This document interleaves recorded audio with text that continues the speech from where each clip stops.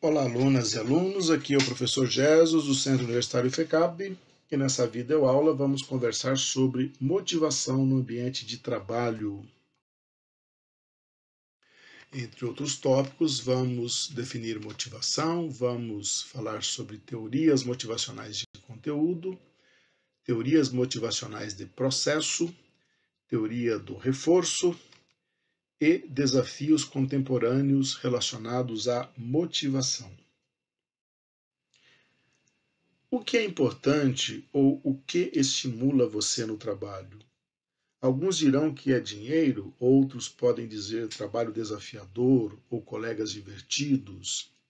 Se você tem uma sólida base de compreensão dos fatores que influenciam a motivação no ambiente de trabalho, isso pode ajudá-lo a compreender melhor o comportamento das outras pessoas e pode também ajudá-lo a fazer escolhas inteligentes de carreira e de emprego. Muita gente acredita que existem pessoas altamente motivadas, enquanto outras são preguiçosas. Selecionadores de empresas com essa premissa costumam gastar muito tempo tentando encontrar o candidato ideal. A verdade, pessoal, entretanto, é que poucas pessoas são altamente motivadas o tempo todo, independente da tarefa a ser realizada. Da mesma forma, quase todas as pessoas são ocasionalmente muito motivadas. Mais importante do que continuar procurando a pessoa supermotivada é gastar um bom tempo descobrindo o que é importante para cada pessoa. Há muitos mitos associados à motivação. Um deles diz que um funcionário motivado é uma garantia de um funcionário de alto desempenho. Será? A resposta é definitivamente depende. Às vezes o funcionário está muito motivado, mas não para trabalhar. Embora importante, o alto desempenho requer habilidade para fazer o trabalho e apoio, além da motivação. Então devemos ver a motivação como um dos elementos indispensáveis ao alto desempenho, um elemento imprescindível, mas não suficiente. De nada adianta ser motivado, mas faltarem a aptidão e o talento necessários para o desempenho do trabalho, ou não ter os equipamentos adequados ou colegas de trabalho devidamente qualificados. A motivação refere-se ao processo por meio do qual os esforços das pessoas são estimulados, direcionados, sustentados para atingir uma meta. Essa definição possui três elementos principais: intensidade, esforço, direção e persistência, portanto. Esforço é uma medida de intensidade. Uma pessoa motivada se esforça e trabalha duro. Contudo, níveis elevados de esforço não levam necessariamente a um desempenho favorável no trabalho, a menos que o esforço seja canalizado em direção aos objetivos da organização. Esforço direcionado e consistente com as metas organizacionais é o tipo de esforço que queremos dos funcionários. Finalmente, a motivação inclui uma dimensão de persistência. Queremos que os funcionários persistam nos esforços para alcançar esses objetivos, ou seja, um trabalhador motivado não desiste facilmente. As preocupações sobre o que e como as pessoas se motivam são constantes nas organizações. Para os administradores, é muito importante compreender como se dá o processo de motivação e de serem capazes de aplicar essas teorias. Historicamente, têm sido discutidas 4 categorias de motivação, distribuídas em 2 dimensões básicas. Aqui na dimensão vertical, contrastamos recompensas intrínsecas e extrínsecas. Na dimensão horizontal, contrastamos comportamentos movidos por dor e medo com comportamentos movidos por prazer e crescimento.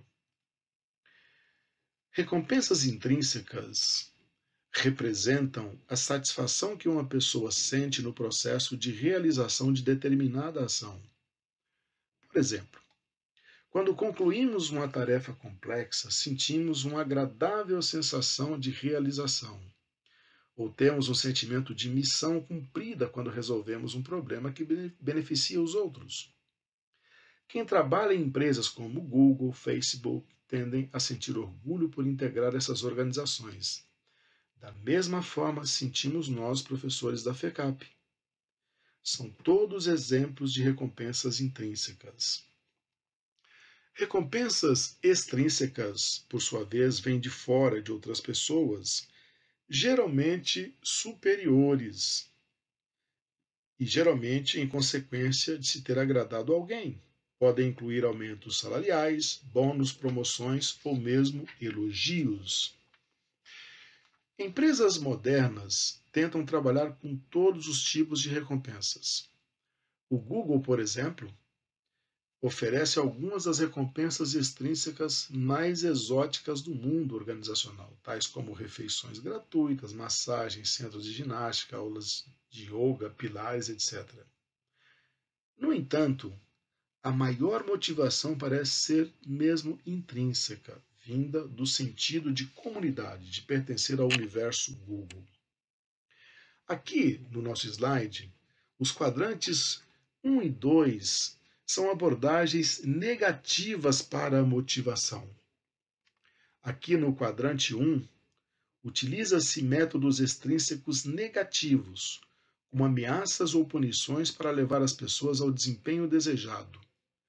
Acredita-se que há pessoas que respondem com mais intensidade à perda em potencial, como a penalização financeira, por exemplo, do que ao ganho desejado, como a recompensa financeira pelo alcance de algum resultado.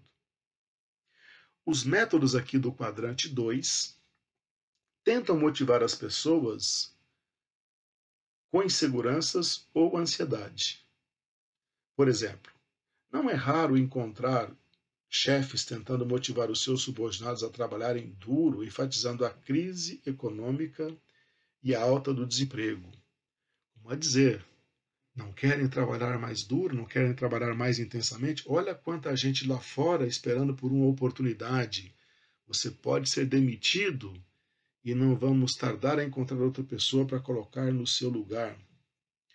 Os métodos do quadrante 1 e 2 podem mesmo ser eficazes, mas o seu uso constante pode trazer consequências desastrosas para a organização no longo prazo. Os quadrantes 3 e 4, aqui à direita na tela, representam abordagens motivacionais chamadas positivas. Os métodos do quadrante 3 tentam influenciar o comportamento por meio de recompensas extrínsecas que geram satisfação. Muitas empresas, por exemplo, oferecem um 14º salário por pontualidade.